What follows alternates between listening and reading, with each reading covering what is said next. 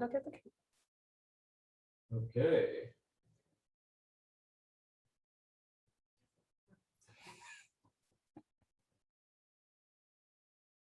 Hey, how's it going, everyone? All right, we're going to give it just probably about 30 seconds for everybody to join, and then we'll get started.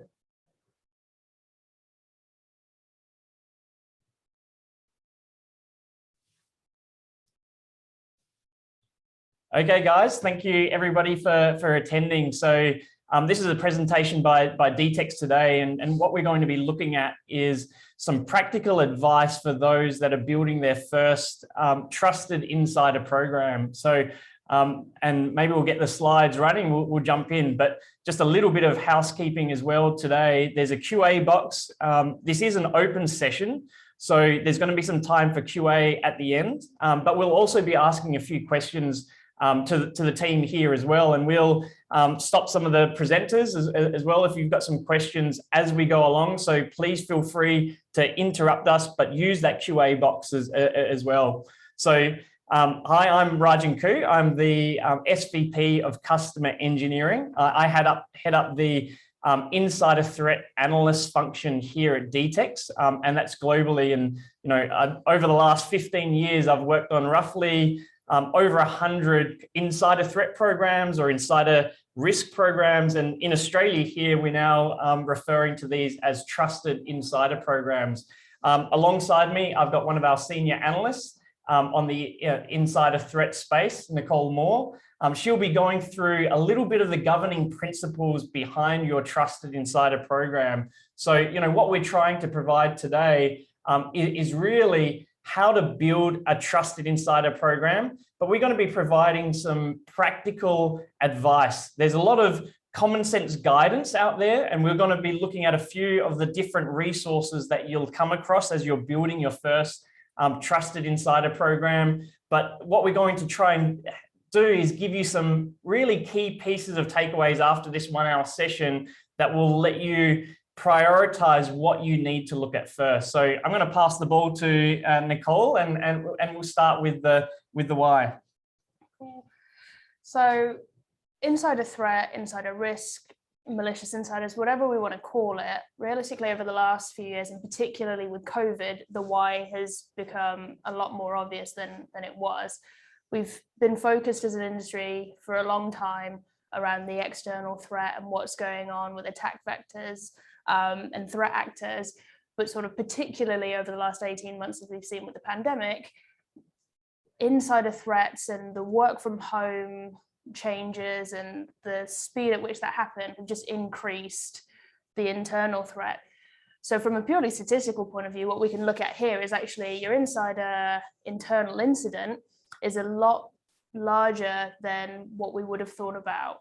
Your external threat, from what we see from Forrester's best practice, is around about the 31%. But when we look at the other three categories, your third-party risk, your lost or stolen asset, or your internal incident, they all can kind of be grouped together really to be overwhelmingly larger than an external threat. And realistically, whether it's inadvertent misuse, whether it's accident, malicious abuse, any kind of malicious intent, if you think that you're not susceptible or you don't have an insider threat problem, then you're potentially not actually looking in reality, because it is a lot larger than we think it is. And that's why we're starting to see a lot more movement, like recently with the most recent update around the Australian government ISM. We've got this movement away from just strict controls, and now we're looking at insider threat programs. So yes, controls still take a large part and we require them and they're necessary, whether it's technical or whether it's access controls. But we're now looking at things like focusing on your culture and on your business processes and having that holistic approach around how you deal with insiders and moving towards a trusted insider aspect. I mean, so we've got the ACSC, but then we also are looking at NITIF, the National Insider Threat Task Force. And for many years as well, they've also been focusing on that human aspect and the oversight, personnel, the training, that people aspect, even before going into monitoring user activity. And just to jump in there as well, Nicole, I think, we're in October 2021. This whole initiative, if you look at what Nicole has on the screen there, the National Insider Threat Task Force, that was an executive order by President Obama almost exactly 10 years to the day. So while the ACSC and Australia as a whole have been doing things around insider threat, this is really the first time it's been acknowledged within their ASM, within their kind of security manual. And that's one of the key things. We might be a little bit late to the party on this, but I think we've struck the right balance. If you go through the manual around a few of those controls that they've put in place, the trusted insider philosophy, we have a chance as Australia to really jump ahead, take the bull by the horns. We work on many kind of US government and private sector insider threat programs. And I think what we're starting to see in Australia is really encouraging, striking that right balance. And so we'll be talking about a few of those key aspects here as well. So we might be 10 years behind the US, but I think we can actually leapfrog them in terms of maturity very quickly. Yeah, definitely. And where it's acknowledged here, where we're showing that the insider threat is a dynamic problem, and we have to start looking at the evolving threat landscape and advances in technology, it is still important to understand that technology is a key part of this.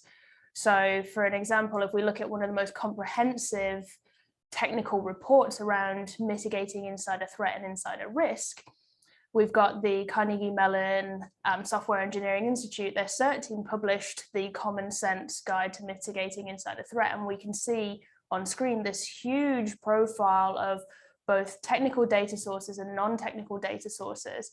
And whilst this is extremely detailed and very true to the risks that we're facing, it can cause a lot of confusion where you have to take a step back and understand what this whole next level or next generation of enterprise technology is and how that is evolving rapidly, as well as the threats evolving rapidly.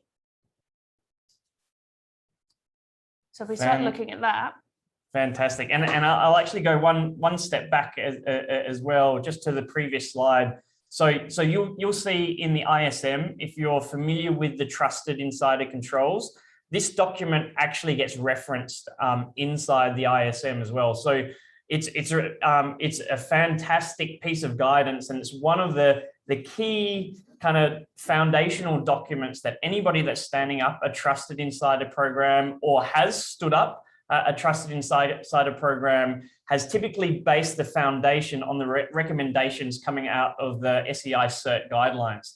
But what we've seen, and if you look at all of those little bubbles about, what is required for an integrated capability, there's so many different things that you have to put in place from a monitoring, from a behavioral analytics capability perspective that it can really seem overwhelming. So, what we're starting to do is to try and provide practical guidance on how to simplify this. And if you look at that diagram with all those bubbles and the complex different types of log data that you might need to stand up your program, actually what that looks like is defense in depth. And you'll see that there's a whole evolution of cybersecurity controls and products and things like that has been happening over the last 2 years, and it's been accelerated by COVID. So, taking a step back, if we look at how cybersecurity has evolved, especially over the last few years, we started with this defense in depth approach. If you look at each of these kind of squares on your screens, these were point cybersecurity solutions that were deployed to solve point problems, kind of deployed like band-aids across the organization.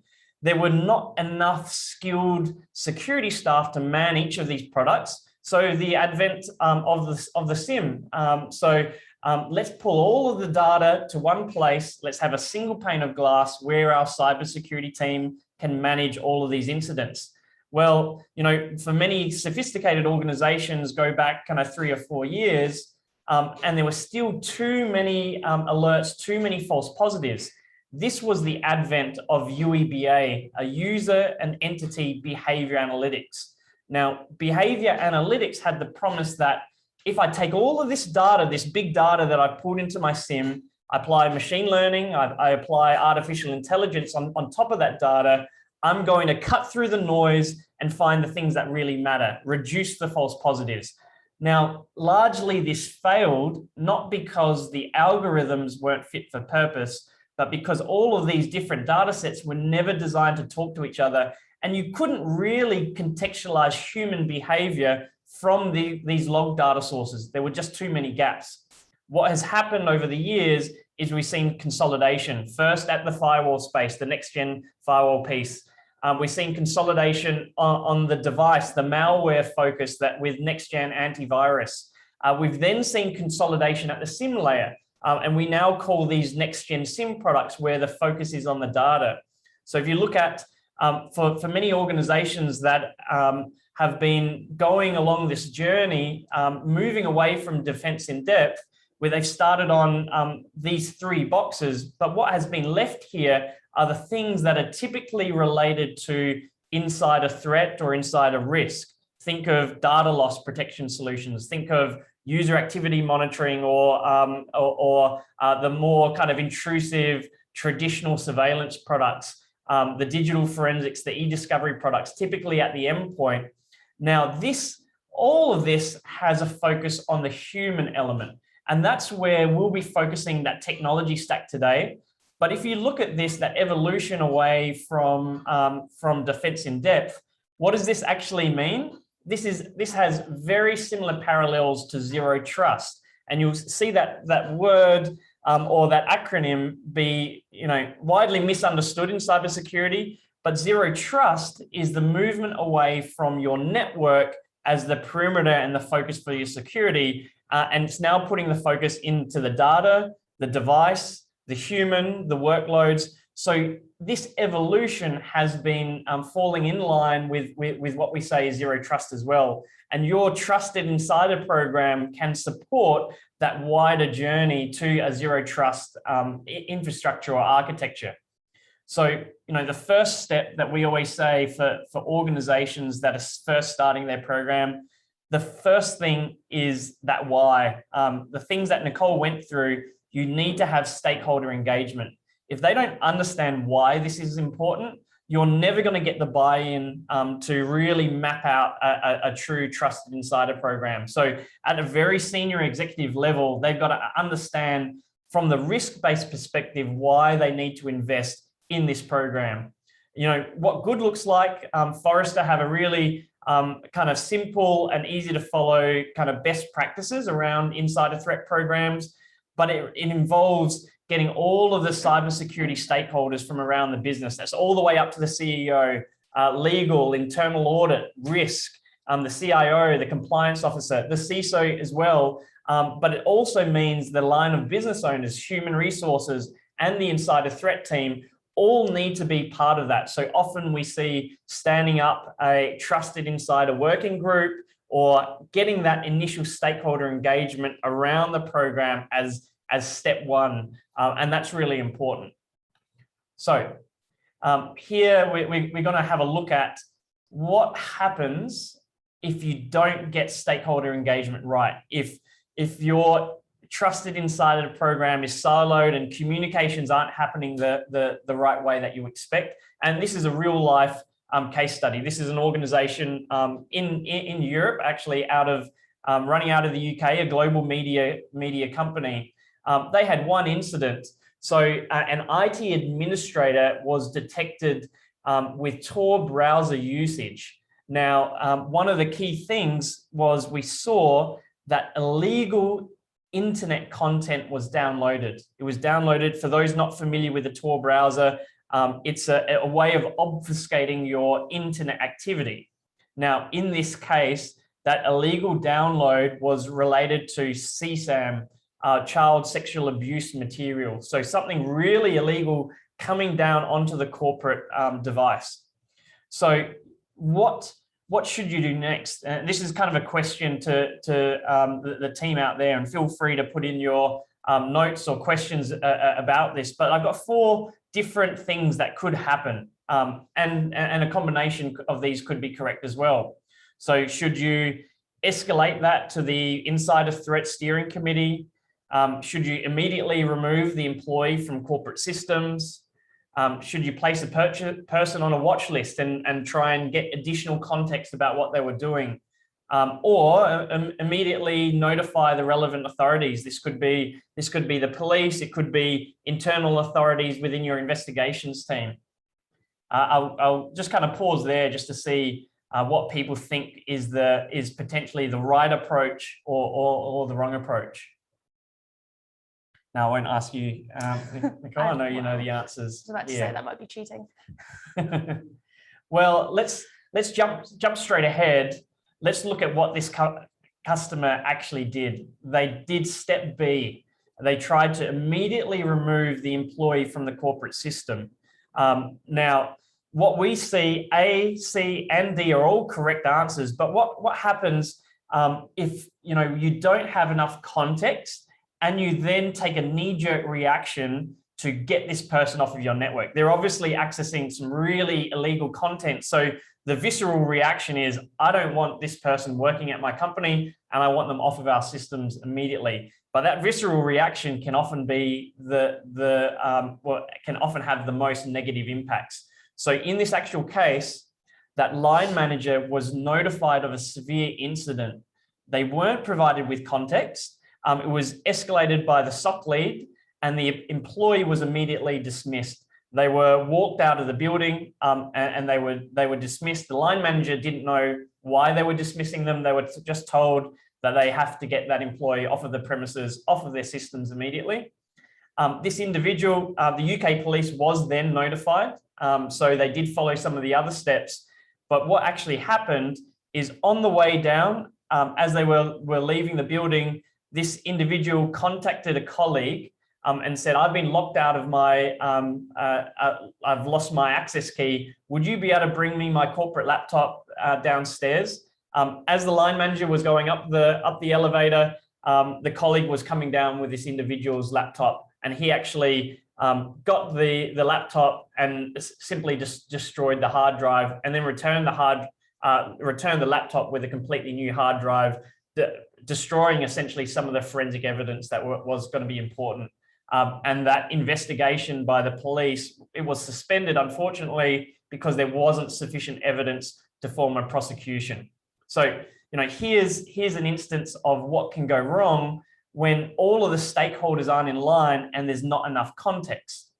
It's easy to get it wrong if you don't have context. And that Forrester best practices also gives some great advice. Treat every investigation as if it will end up in court. And that's some really powerful advice.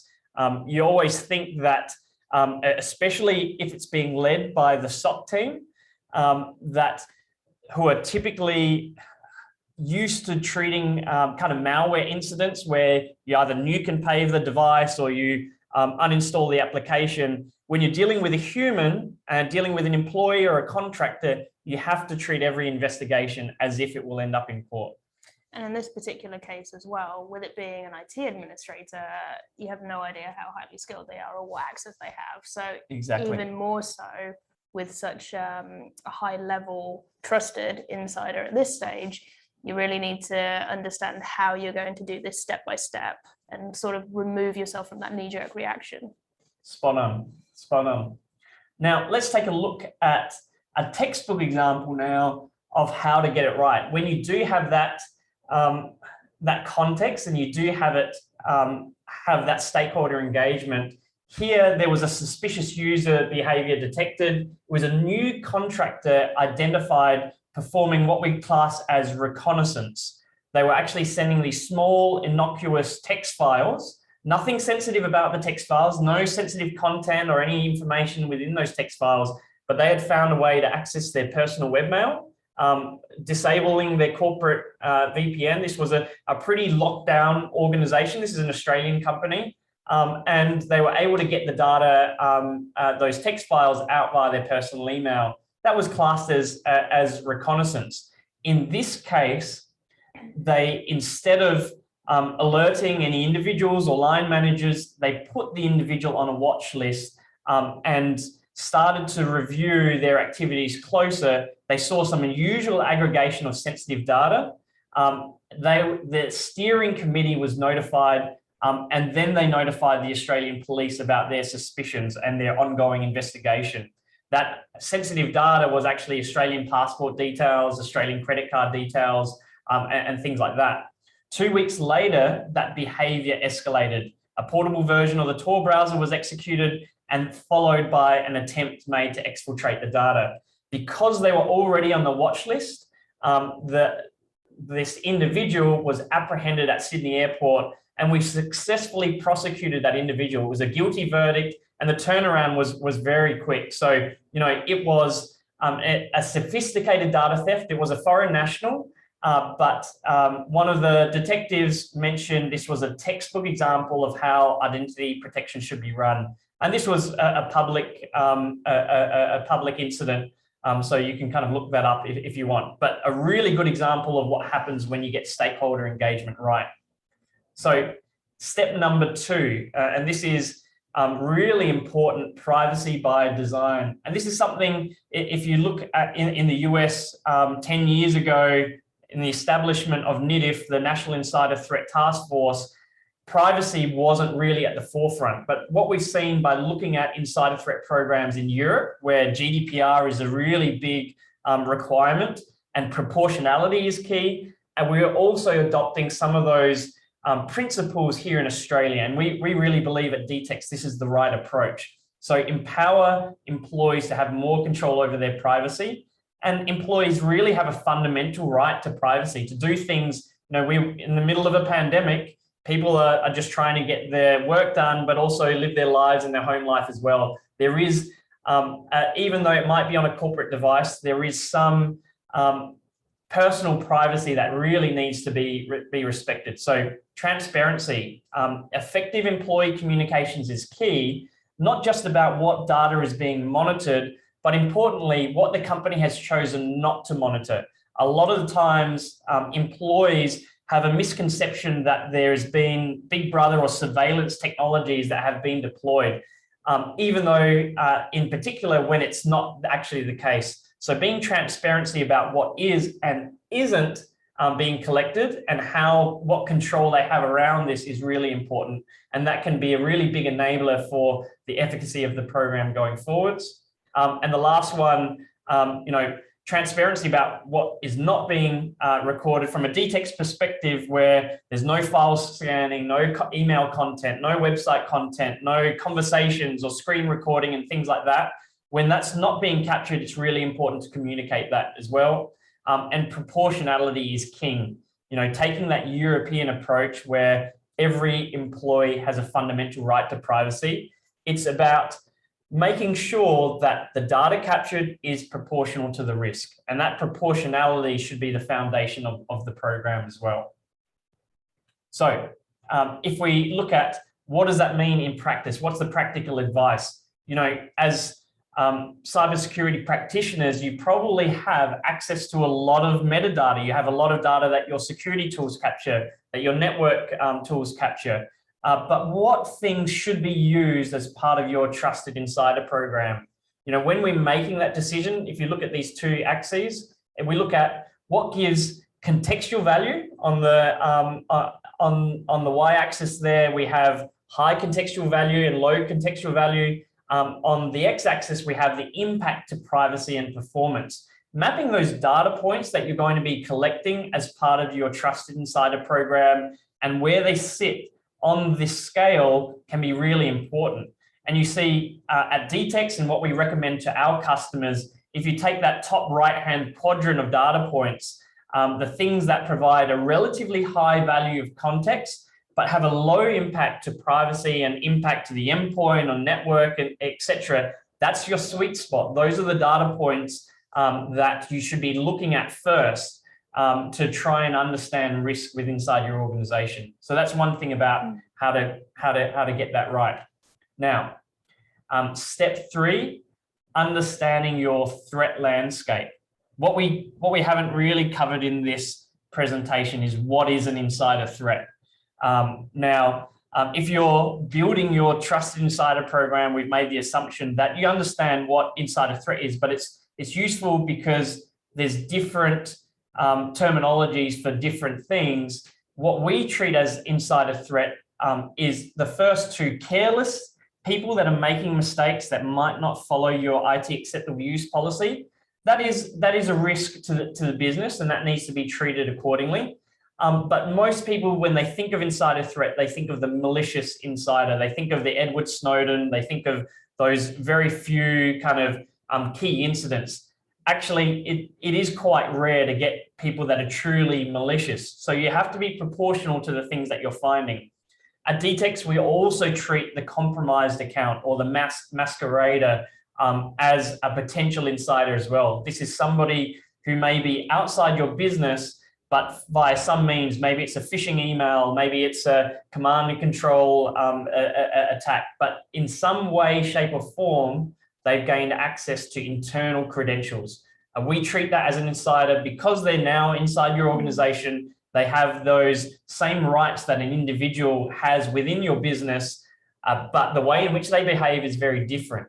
To coin some of Gartner's terminology here, they have a guide to insider risk management solutions that was released at the end of last year, and they refer to the detect, deter, and disrupt philosophy around each of these different types. But depending on what type of insider you're dealing with, the response, the deterrence, and the disruption abilities have to be different. Because the majority of things that you'll find will be careless users, people just trying to get their job done, we call the deterrence step teachable moments. Education, training and awareness, that's where your Trusted Insider program can really have a positive influence on behavioral change. So don't just focus on the malicious swim lane, focusing on the careless users, the negligent users, and that training and awareness can be really key, and that should form a foundation as well. Just as we're ticking through, the other piece is, looking at those mediums. One of the live case studies DTEX was a part of recently was a case study with the MITRE organization. And many of you would be familiar with the MITRE organization because of MITRE ATT&CK. That's a really powerful framework for identifying adversary tactics and techniques that have been used in the wild. And you'll see every cybersecurity vendor these days has leveraged that attack framework as part of their product. And now it's a common language that many kind of cybersecurity tools use to talk to each other. So it's been fantastic. But what we've seen is that attack framework is not really well suited to insider threat or insider risk. What we were lucky enough to be a part of is what we believe is one of the largest insider threat research projects of its kind. This was across the whole entire MITRE organization, but we actually commissioned almost 200 insiders across those different groups: benign, malicious, and super malicious. Some of the key findings, we're starting to brief Five Eyes countries, so I won't go into detail. There's some closed door indicators that will not be shared in the public domain, like the attack framework is. But a few of the key myths that have been busted in terms of the technologies and the ways of approaching insider risk were really key. People think of insider threat and they think of data loss, theft of IP, theft of PII or PHI, but that traditional DLP approach, the lock and block of threshold or rules-based detection. You're not going to copy sensitive data to a USB, I'm going to block it. Uploads to Dropbox, I'm going to block that at the network. That really was shown through this study to have far too low precision without enough recall. What that means is way too many false positives, and you're still not going to find your truly malicious individual. With all likelihood, you'll miss that individual because of all of the other false positives that you're going to have to work on. So that traditional DLP approach is not really fit for purpose. The next one, for effective detection of IP theft, you need to classify your crown jewels. This was something that DTEX ourselves, we start most Trusted Insider programs with a data classification exercise, albeit a fairly small cut down one. But what we found from this study is while that can be helpful identifying your crown jewels documents and assets, actually, to spot a truly malicious or super malicious insider, you don't really have to have good knowledge about what those crown jewels are. You can do it and detect these things even before the exfiltration. This was a key element for me in particular. Anomaly detection. So many of you on the line would be familiar and looking at potential user and entity behavior analytics products that are out there. And there's some amazing ones out there that are really good at doing that anomaly detection. But anomaly detection, and when we say anomalies, we're looking for, your own behavior compared to a baseline of normal behavior or compared to your peer group's behavior.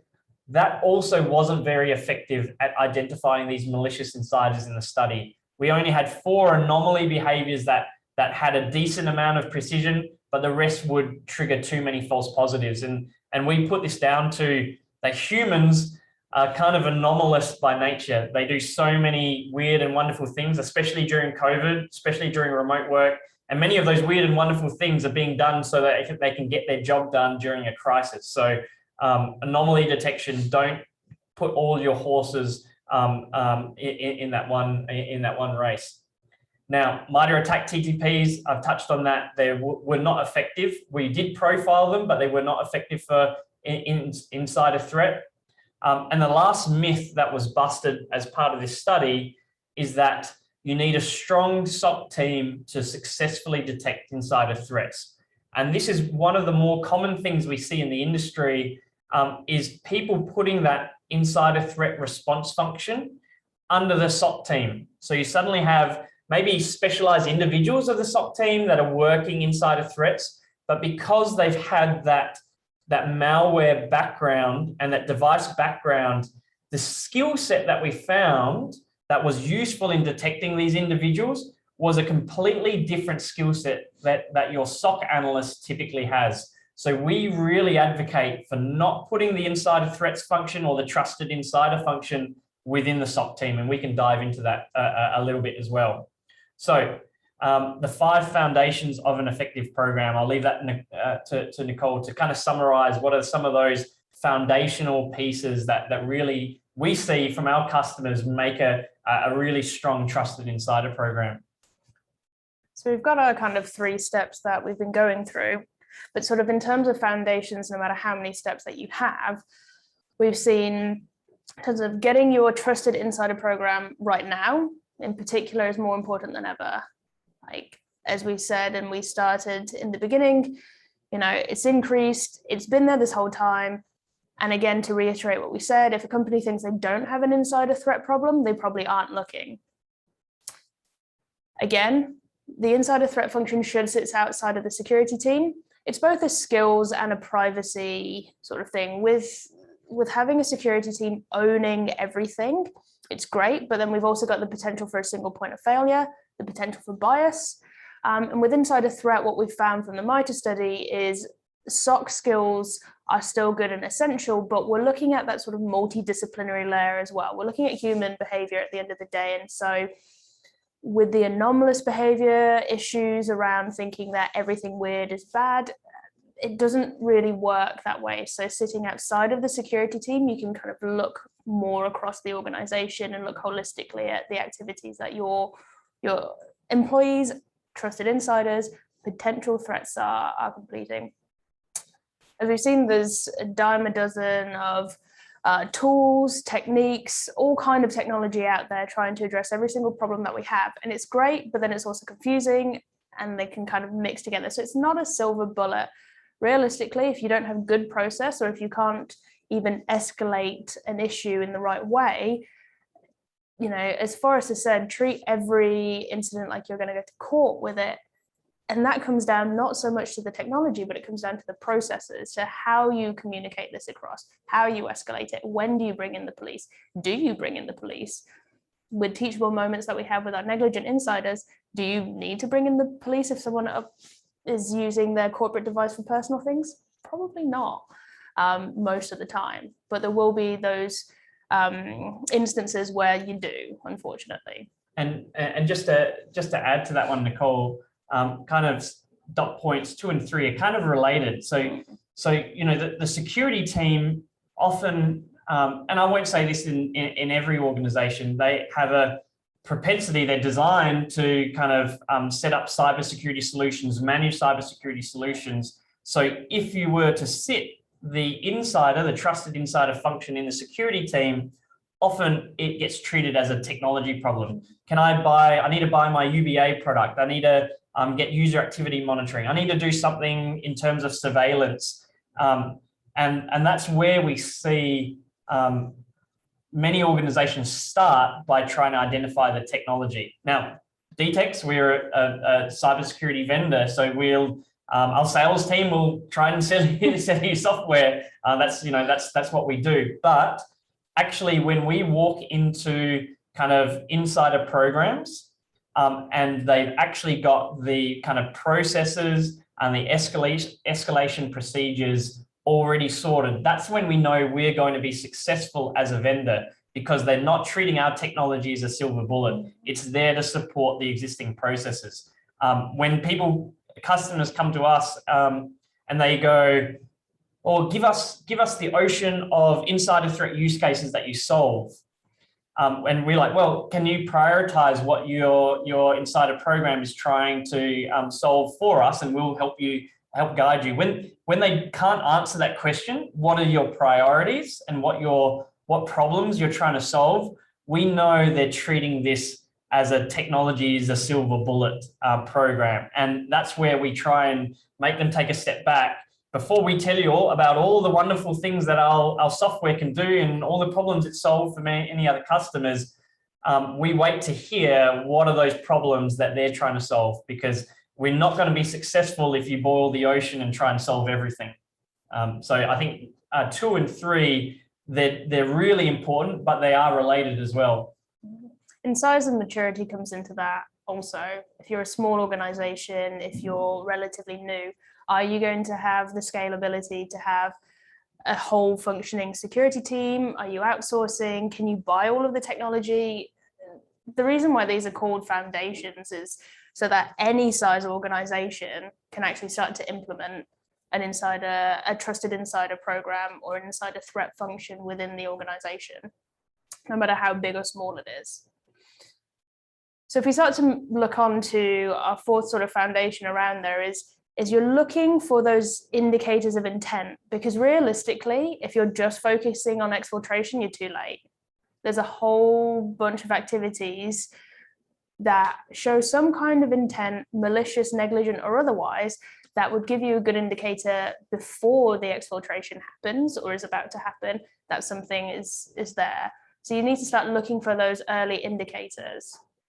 Yeah, and sorry to jump in there again as well. What we've seen at all of the investigations that we've run, and it also played out in the MITRE study as well, is that when there is intent, when you have a truly malicious individual in your organization, they may be disgruntled, they may be they may be kind of influenced by an external third party. Whatever the reason is, when there is that intent, they will find a way to take the data or take the information or impact the systems the way that they want. And it doesn't matter how many controls you put in place. Many organizations we see have put in kind of enforcements to make sure that even the device doesn't work when it's off the corporate network. And they put all of these really stringent controls and they think they've done a good job. But humans are so smart, and they will work out a way. Whenever there's that intent, they'll find a way to do what they want.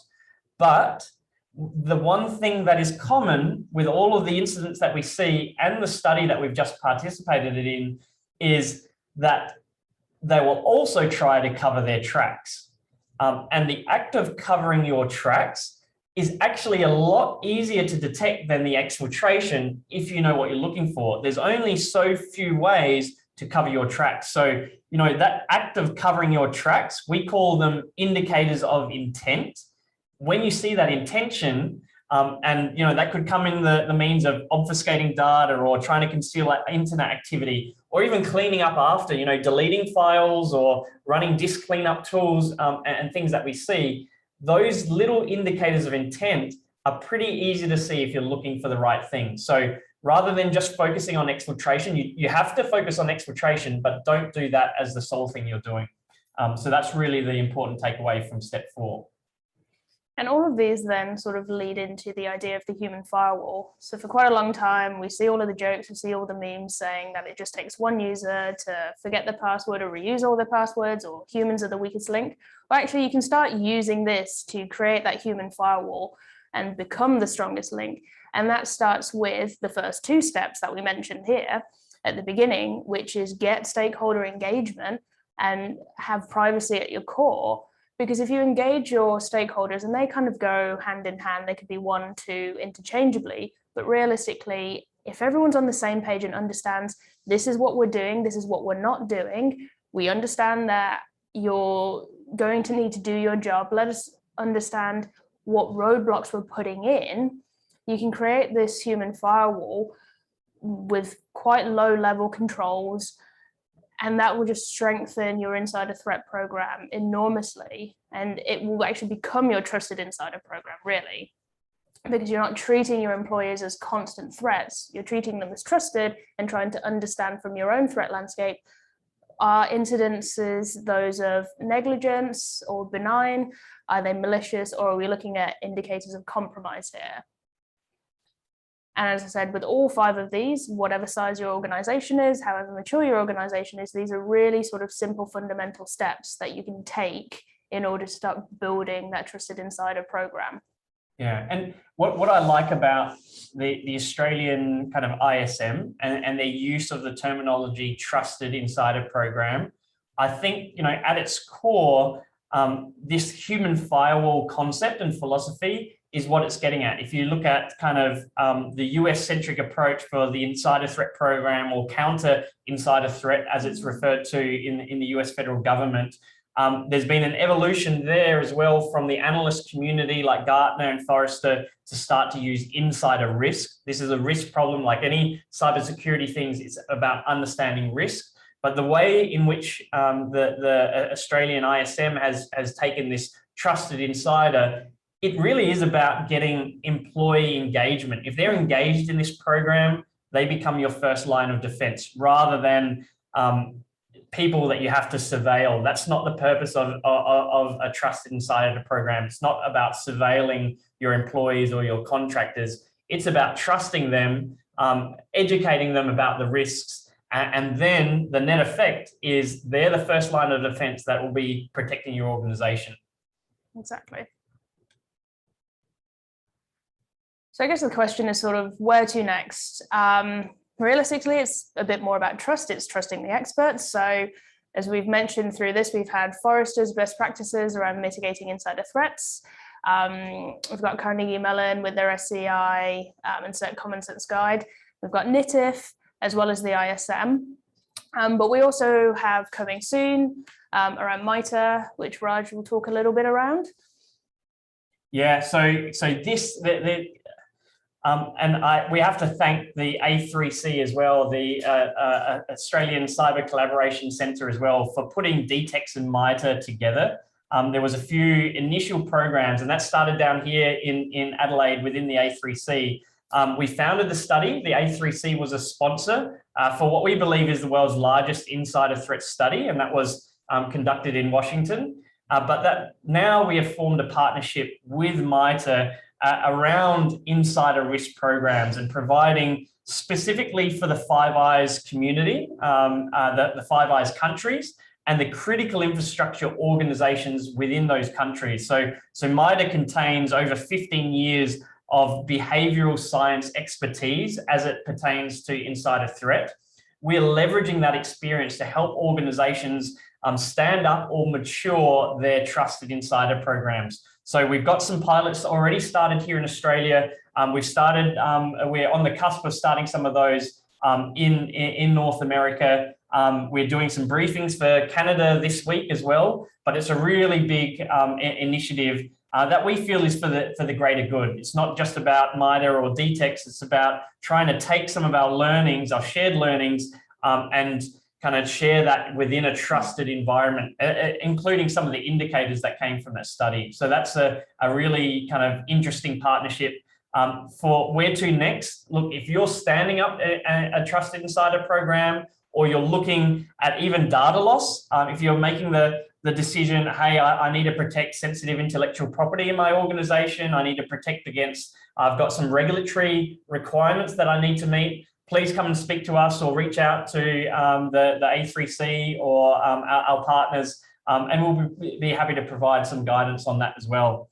Now, the last thing that we wanted to end with is to kind of open that up, and I see that we've got a number of questions coming in on the Q&A board. So please get your questions in now. Let me see if I can take one of these. So, the first question I see is, what is the biggest problem you see with the use of the DTEX program in industry and government?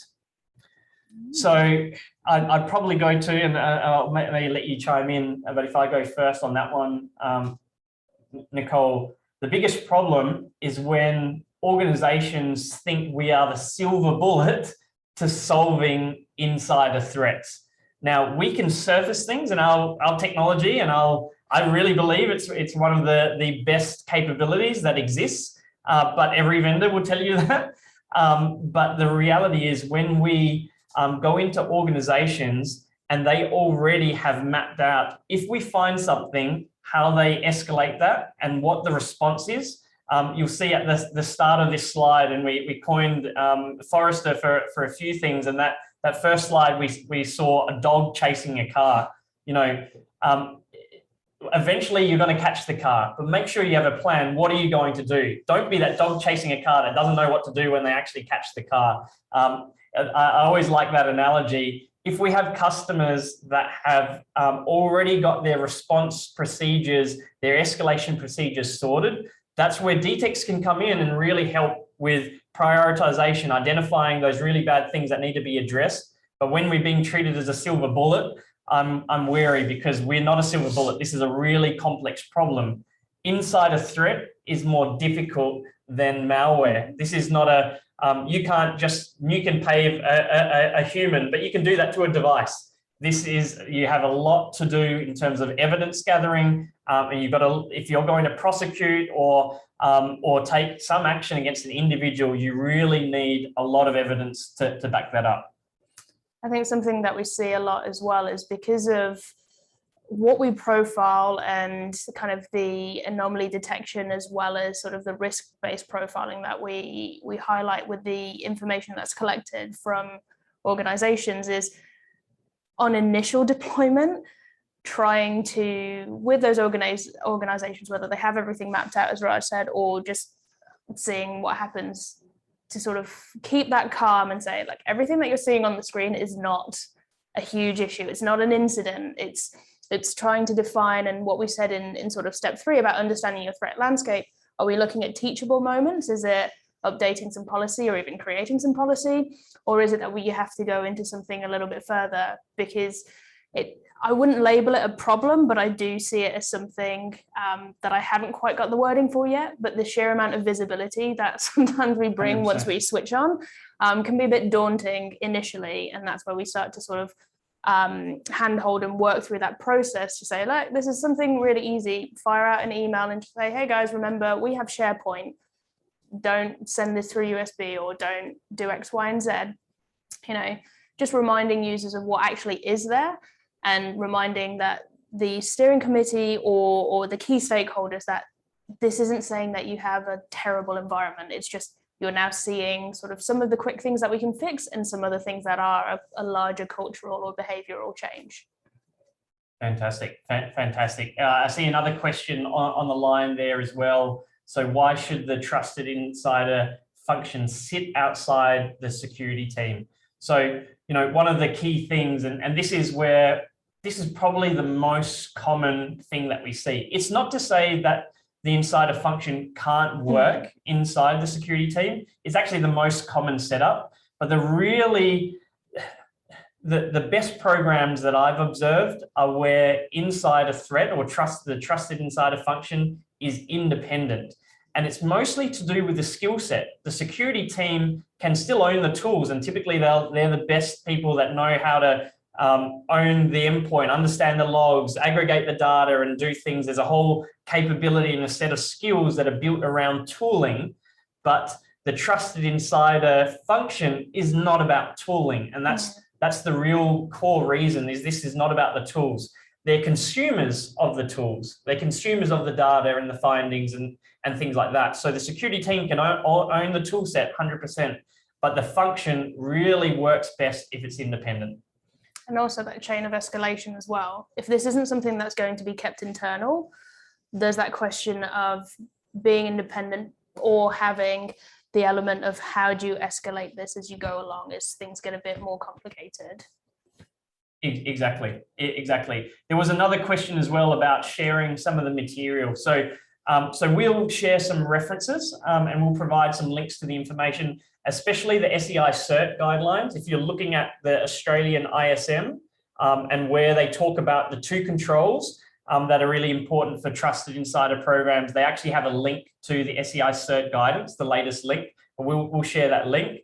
NIDIF as well, the maturity framework, and they've released things. They actually released some new maturity guidance, and this is mostly for US organizations and critical infrastructure, but it can apply to what we're doing here in Australia. So we'll provide the link to there. The Forrester best practice guidelines, we're not allowed to share that one. If you've got a Forrester login, if your company works with Forrester, you'll be able to download that, or you can pay for that documentation as well. And another question about what was the name of that Washington-based study? It's actually got a very long name, the actual study, but we refer to it as the MITRE DTEX A3C Insider Threat Study. It was a study of malicious insiders and what were the indicators of malicious behaviors in a remote working environment. So it's got a big long name. Now that study will not be a publicly shared study.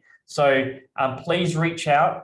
We'll have some contact details as well where you can reach out if your organization is roughly classified under critical infrastructure. That includes the banking and finance sector as well.